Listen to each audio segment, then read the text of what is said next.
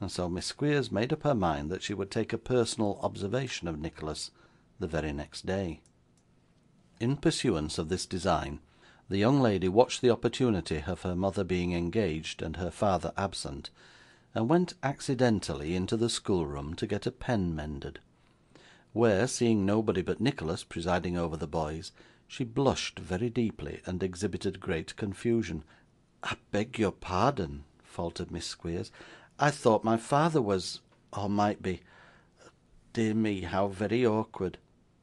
'Mr. Squeers is out,' said Nicholas, by no means overcome by the apparition, unexpected though it was. 'Do you know will he be long, sir?' asked Miss Squeers, with bashful hesitation.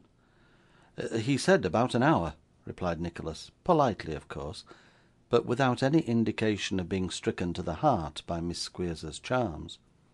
'I never knew anything happen so cross!' exclaimed the young lady. 'Thank you. I am very sorry I intruded, I am sure.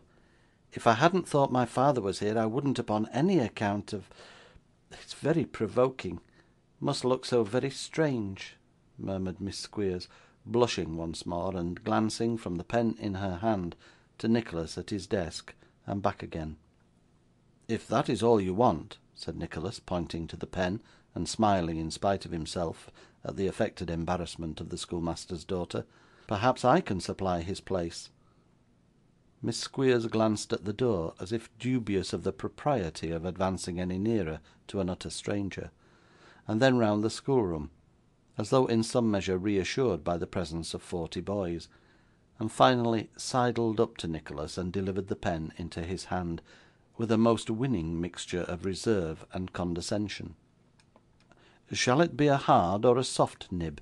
inquired Nicholas, smiling to prevent himself from laughing outright. 'He has a beautiful smile,' thought Miss Squeers. 'Which did you say?' asked Nicholas. 'Dear me, I was thinking of something else for the moment, I declare,' replied Miss Squeers. 'Oh, as soft as possible, if you please.' With which words Miss Squeers sighed. It might be to give Nicholas to understand that her heart was soft, and that the pen was wanted to match. Upon these instructions Nicholas made the pen, and when he gave it to Miss Squeers dropped it, and when he stooped to pick it up, Miss Squeers stooped also, and they knocked their heads together, whereat 25 little boys laughed aloud, being positively for the first and only time that half year. 'Very awkward of me,' said Nicholas, opening the door for the young lady's retreat. 'Not at all, sir,' replied Miss Squeers. 'It was my fault. It was all my foolish. Good morning.' 'Goodbye,' said Nicholas. 'The next I make for you, I hope will be made less clumsily. Take care, you are biting the nib off now.' 'Really,' said Miss Squeers, 'so embarrassing that I scarcely know what I. Very sorry to give you so much trouble.' 'Not the least trouble in the world,' replied Nicholas, closing the schoolroom door. 'I never saw such legs in the whole course of my life,' said Miss Squeers as she walked away. In fact, Miss Squeers was in love with Nicholas Nickleby. To account for the rapidity with which this young lady had conceived a passion for Nicholas, it may be necessary to state that the friend from whom she had so recently returned was a miller's daughter of only 18, who had contracted herself unto the son of a small corn factor, resident in the nearest market town. Miss Squeers and the miller's daughter, being fast friends, had covenanted together some 2 years before, according to a custom prevalent among young ladies, that whoever was first engaged to be married should straightway confide the mighty secret to the bosom of the other, before communicating it to any living soul, and bespeak her as bridesmaid without loss of time; in fulfilment of which pledge, the miller's daughter, when her engagement was formed, came out express at 11 o'clock at night, as the corn factor's son made an offer of his hand and heart at 25 minutes past 10 by the Dutch clock in the kitchen, and rushed into Miss Squeers's bedroom with the gratifying intelligence.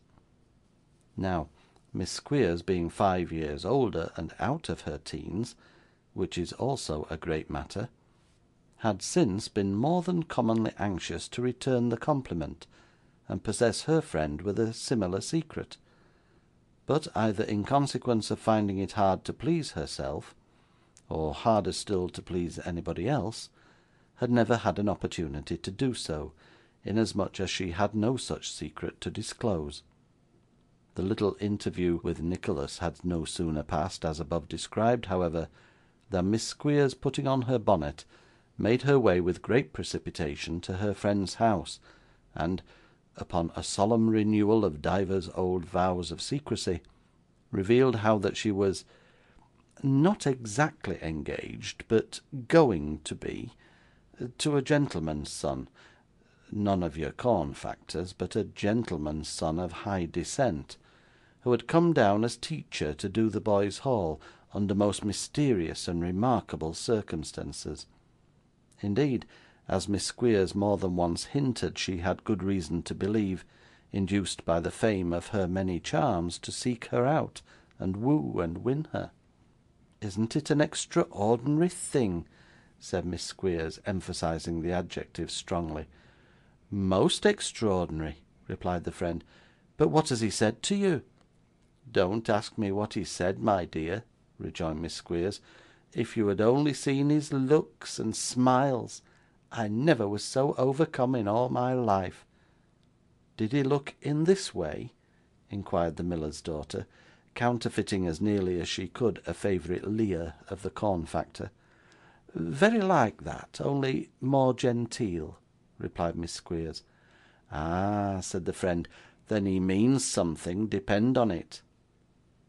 Miss Squeers, having slight misgivings on the subject, was by no means ill pleased to be confirmed by a competent authority, and discovering on further conversation and comparison of notes a great many points of resemblance between the behaviour of Nicholas and that of the corn factor, grew so exceedingly confidential that she entrusted her friend with a vast number of things Nicholas had not said, which were all so very complimentary as to be quite conclusive.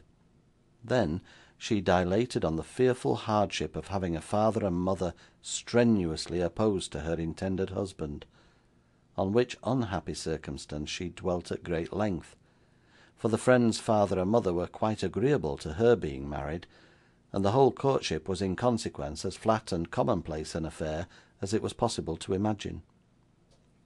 "How I should like to see him!" exclaimed the friend. "So you shall, 'Tilda," replied Miss Squeers. "I should consider myself one of the most ungrateful creatures alive if I denied you. I think mother's going away for 2 days to fetch some boys, and when she does, I'll ask you and John up to tea, and have him to meet you."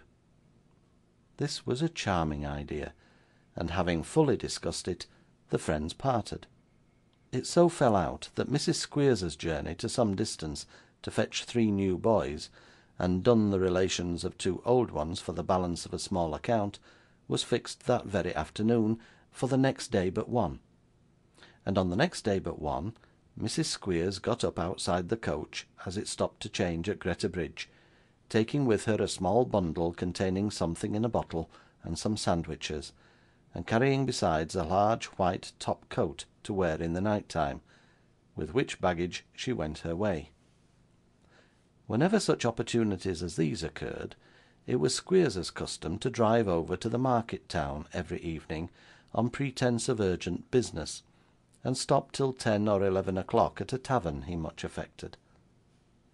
As the party was not in his way, therefore, but rather afforded a means of compromise with Miss Squeers, he readily yielded his full assent thereunto, and willingly communicated to Nicholas that he was expected to take his tea in the parlour that evening at 5 o'clock. To be sure, Miss Squeers was in a desperate flutter as the time approached, and to be sure she was dressed out to the best advantage, with her hair (it had more than a tinge of red, and she wore it in a crop) curled in 5 distinct rows up to the very top of her head, and arranged dexterously over the doubtful eye, to say nothing of the blue sash which floated down her back, or the worked apron, or the long gloves, or the green gauze scarf worn over one shoulder and under the other, or any of the numerous devices which were to be as so many arrows to the heart of Nicholas. She had scarcely completed these arrangements to her entire satisfaction, when the friend arrived with a whitey brown parcel